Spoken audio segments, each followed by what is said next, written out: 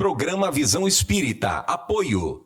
América Chaves Seguros. Seguro é proteger sua vida e seu patrimônio. Livraria Espírita Verdade e Luz. Desde 1959, divulgando o espiritismo em Ribeirão e região. New Face Centro de Beleza. Há 20 anos trazendo o melhor da beleza para você. E Casa do Açougueiro. O que você procura, aqui tem.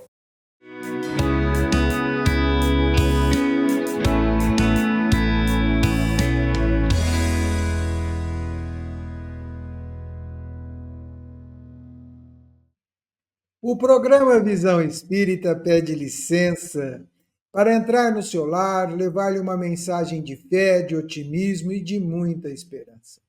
O programa Visão Espírita, com o tema Há muitas moradas na casa de meu pai, pluralidade dos mundos habitados, continua a conversa do programa anterior com a professora Ana Maria de Souza, já aposentada da Universidade de Ribeirão Preto, diretora de estudos da USE Intermunicipal de Ribeirão Preto, oradora, a nossa amiga Ana. Ana Maria, bem-vinda ao programa Visão Espírita para continuarmos a conversa.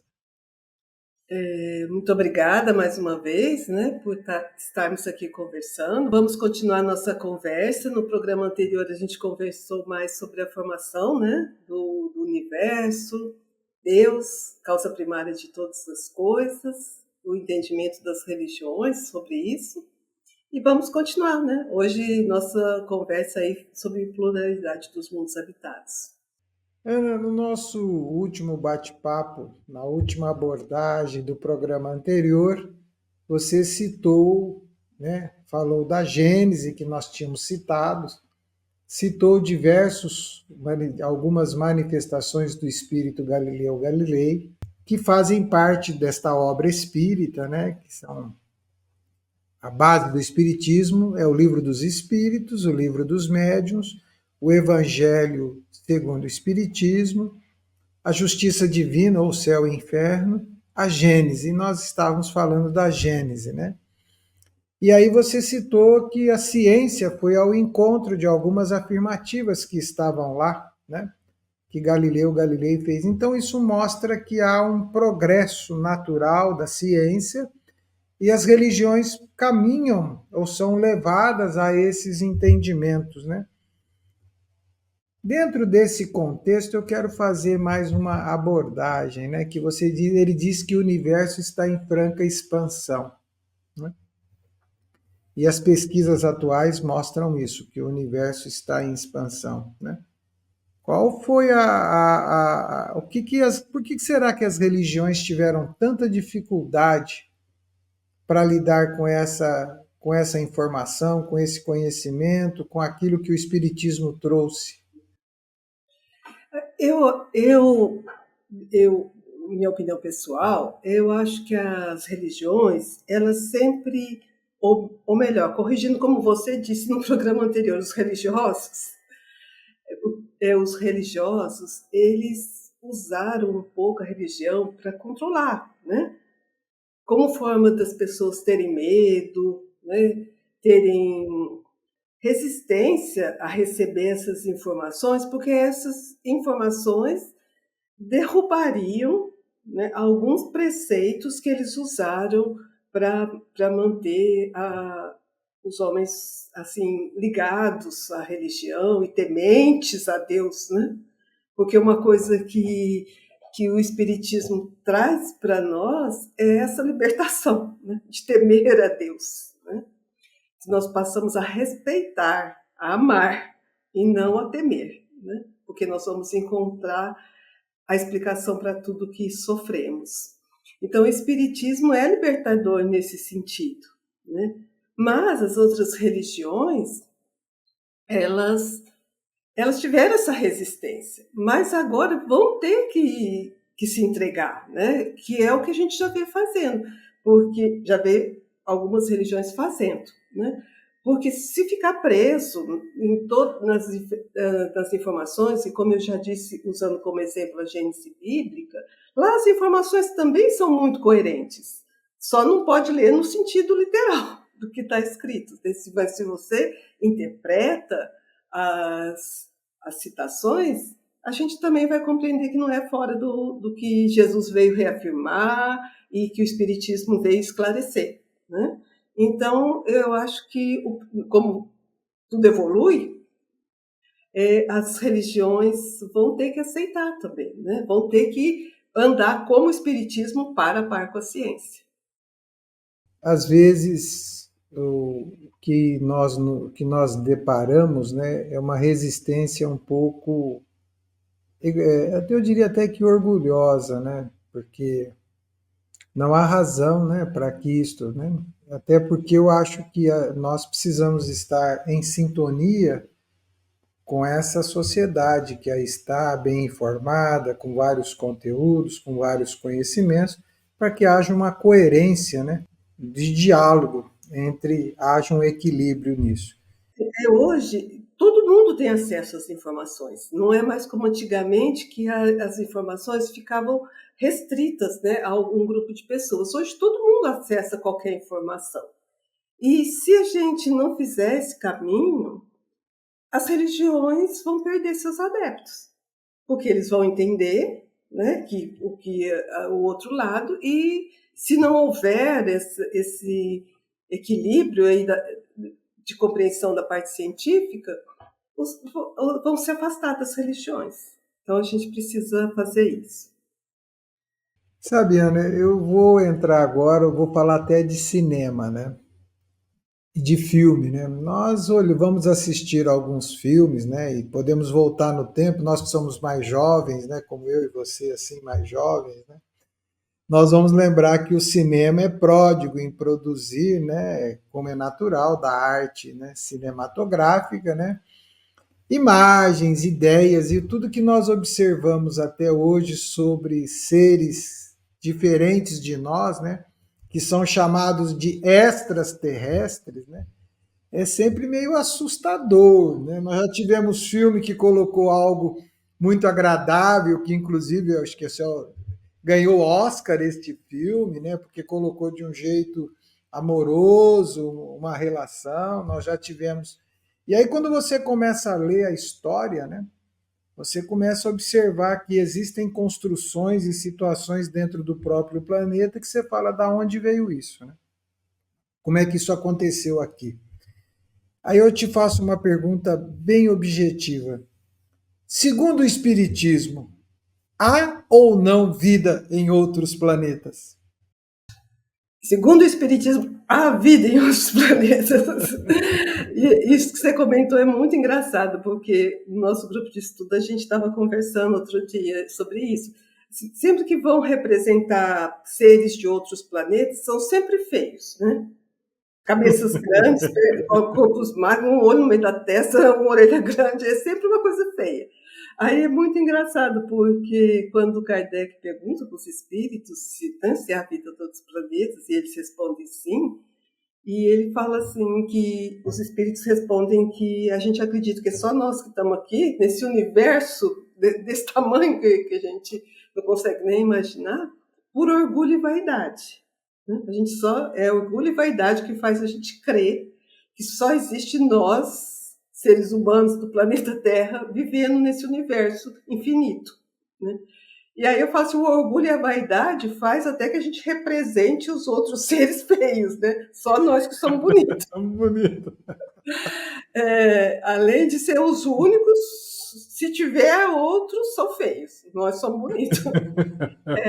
Então é muito engraçado isso, né? Então há vida em outros planetas. Aí vai falar assim, mas a ciência não provou isso ainda, né? A ciência não provou isso ainda porque nós estamos olhando com esses olhos, ou mesmo com equipamentos que também não conseguem diferenciar, né? Não conseguem visualizar, não conseguem registrar a imagem. Então, mas como você mesmo disse anteriormente, a ciência vai continuar evoluindo e eu acredito, tenho certeza que eles ainda vão. E eles procuram, né? Assim, essa semana mesmo falaram assim, acharam um oceano submerso em Marte, né? Então, tem água em Marte, né? eles ficam procurando provas da vida, procurando carbono, procurando oxigênio, procurando... Só que, assim, o que os cientistas procuram? Eles procuram, nos outros planetas, encontrar pessoas como nós. E as pessoas não vão ser como nós. Quando eu digo não vão ser como nós, não estou dizendo na aparência. Estou dizendo na constituição química da parte material. Né? Na parte material vai ser diferente. Vai ser adequada ao lugar onde que eles estiverem vivendo. Né? Sabe o que acontece? Eu acho que até é natural isso. Nós parametrizamos por nós, né? Uhum. Então, estamos procurando algo igual, né? E quando você fala de vida, nós já deveríamos ter um parâmetro no próprio planeta Terra, né? A vida existe aqui, nós temos ela em vários ambientes, em várias condições, sob vários recursos, né? Temos até aqueles seres que vivem sem oxigênio, Sim, os estão aqui. anaeróbios. Então, assim, eu acho isso bacana, porque, como você bem colocou, provoca, né, a constante pesquisa, o desenvolvimento, e o Espiritismo está totalmente afinado a isso. Como você já citou no programa anterior, né? Kardec mesmo vai dizer: siga a ciência. Se o que nós colocarmos é a ciência, siga a ciência. Seguindo nisto, nós espíritas concordamos que há vida em outros planetas e há mundos diferentes, né? De acordo com os conhecimentos espíritas, Ana, como é que nós podemos categorizar esses mundos? Como é que eles são vistos momentaneamente? Que categorias de mundos nós temos? Você usou uma palavra muito adequada aí, você falou, momentaneamente, né? Porque a gente precisa entender que as classificações, e no Espiritismo a gente vai encontrar várias classificações de mundos, de espíritos, de médiuns, né? Várias classificações. Kardec era o professor, e ele organizava essas classificações com a orientação dos espíritos para tornar mais didático, para que a gente pudesse compreender. Né? Então, a gente vai entender que a vida em outros planetas, que a gente pode encarnar, né, ter corpo material em outros planetas, ou pode viver sobre outros planetas também, em outros planetas, uma vida só espiritual. Ou pode viver no espaço uma vida espiritual. Né? Então, tem todas essas possibilidades. Mas, didaticamente, para a gente compreender os mundos em onde a gente encarna, né? Os mundos em onde é possível encarnar, ter um corpo físico e viver uma vida material, esses mundos podem ser inferiores ou superiores. E dentro dessa gama aí de inferiores e superiores, a gente vai ter subdivisões. Então, nós podemos ter mundos primitivos, onde a gente vive de uma maneira mais primitiva, ainda sem razão, mais próximo da vida animal do que da vida racional, né? E a gente precisa lembrar, citando isso, que nós aqui no planeta Terra já fomos um mundo primitivo, né? E isso a ciência demonstra. Então, nós já vivemos de uma maneira bastante primitiva aqui no planeta Terra. Depois disso, os mundos, uma outra categoria de mundos, que seria a próxima que a gente passaria, e aí precisamos fazer um parênteses, porque nós estamos falando da evolução dos espíritos. E a gente vai aprender também que os mundos evoluem, não só porque seus habitantes evoluem, mas a estrutura do planeta também evolui. Né? E isso também a ciência comprova, tanto que o planeta Terra mudou, sofreu transformações ao longo aqui da sua trajetória. Aí depois, à medida que os espíritos evoluem, eles passam do mundo primitivo para o mundo de provas e expiações, que a gente conhece bem. Se você olhar na janela hoje, você vai reconhecer um mundo de expiações e provas, né? Porque não consigo nem respirar direito aqui na minha casa. E todo mundo está vivendo isso, não é só aqui em Ribeirão Preto, é no Brasil inteiro. Então, passa para o mundo de provas e expiações, que, como o próprio nome está dizendo, a gente está aqui aprendendo, colocando à prova o que a gente já aprendeu, expiando erros passados, né? E vivendo essa situação aqui. Para entender que essas classificações não são estanques, né? São situações momentâneas, como eu disse, já fomos primitivos, hoje somos terra, planeta de provas e expiações, mas a gente pode reconhecer ainda aqui no planeta Terra grupos de habitantes que vivem mais ligados ao modo primitivo do que o de expiações e provas. Assim como a gente já vive parte de populações que já vivem de um jeito mais de mundo regenerador, que seria a próxima categoria, né? Que, segundo a gente compreende, segundo os espíritos têm nos orientado, a gente está nessa transição, né? Nesse processo de transição de um mundo de expiação e provas para um mundo regenerador. E a gente tem que entender que o mundo regenerador, ele é, eu acho que na codificação eles usam uma palavra que eu acho bem interessante, que eles falam assim, que o mundo regenerador é um estado comparável à convalescença das doenças. Eu acho essa palavra muito legal.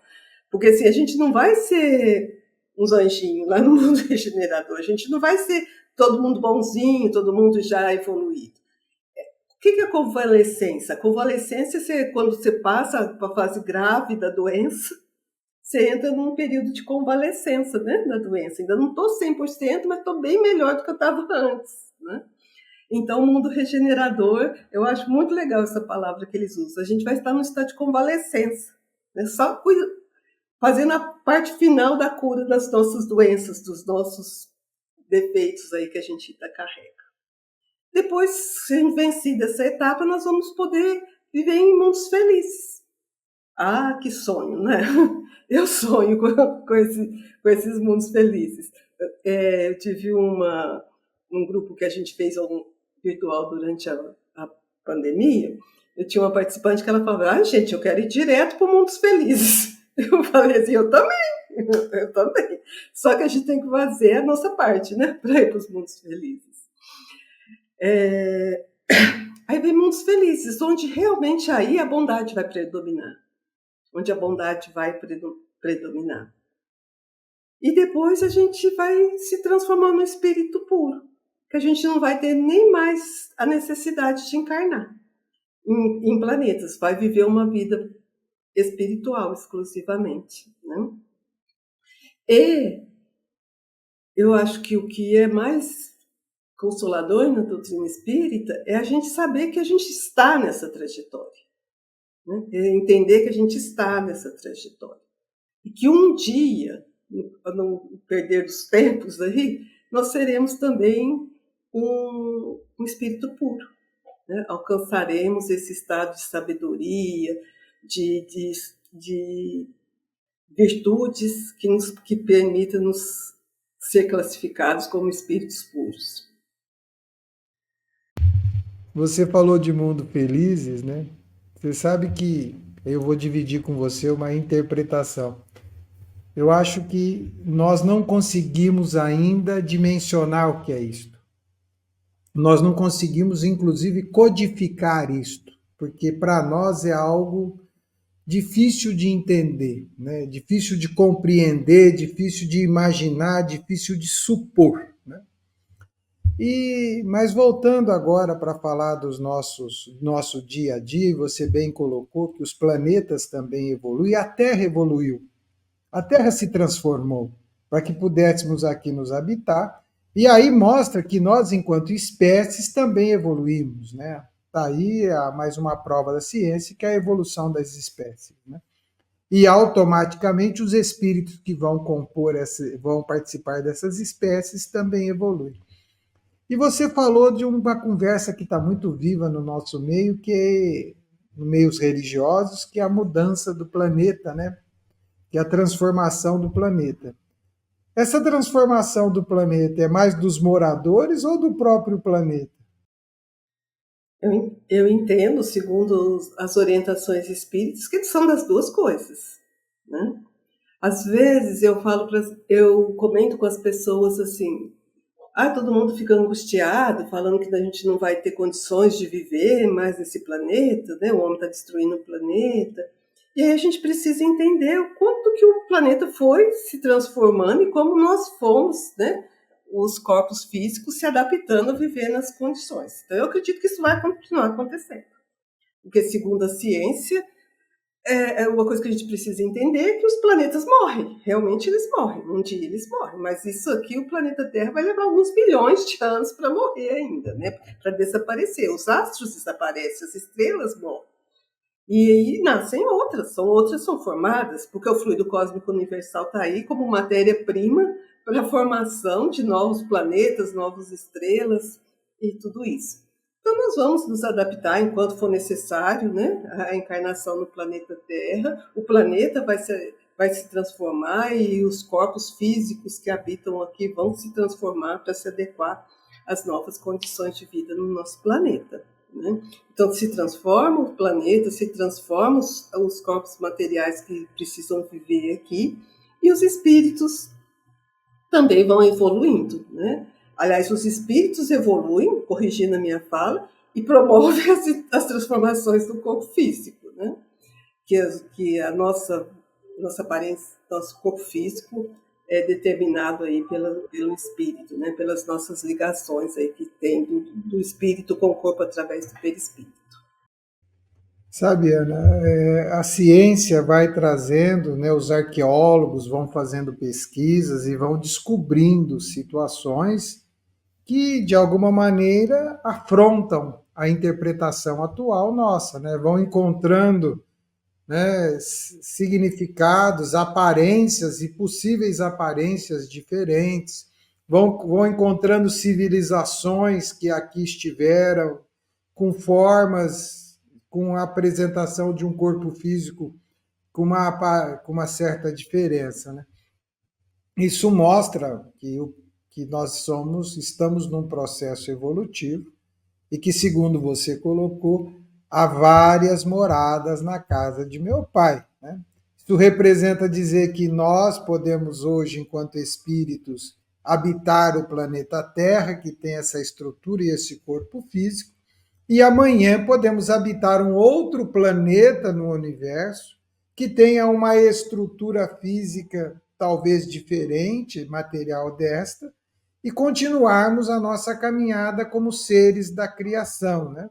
Como filhos de Deus, como essência que jamais deixará de existir. Que esse é um dos princípios. Nós tivemos um começo, fomos criados por Deus, mas enquanto individualidade, enquanto espírito, estamos fadados à evolução e ao caminho, ao progresso. Dentro deste contexto, Ana, e falando agora, caminhando para nossas reflexões finais, eu vou te fazer uma pergunta e eu sei que você vai ter a sua interpretação e você, a nossa entrevistada, é a sua interpretação. O que cada um de nós pode e tem condições de fazer para melhorar essa morada maravilhosa que Deus nos oferece, essa casa divina que é o planeta Terra?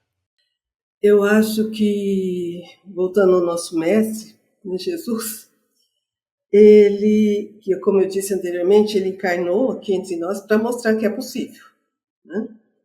E nós temos à nossa disposição as leis morais, né? Que foram organizadas aí pelas religiões de maneiras diferentes, mas os princípios são os mesmos, né? São os mesmos.